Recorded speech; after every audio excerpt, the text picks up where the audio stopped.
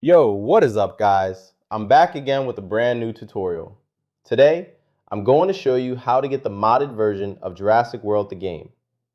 This will basically give you unlimited cash, coins in the game, which you can use to purchase anything. And don't worry, it's completely safe.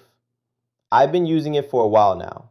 I have a bunch of options right here, such as free shopping, unlimited coins, cash, food, SDNA, and much more. The first thing you want to do is grab your iOS or Android device. I'm using an Android today.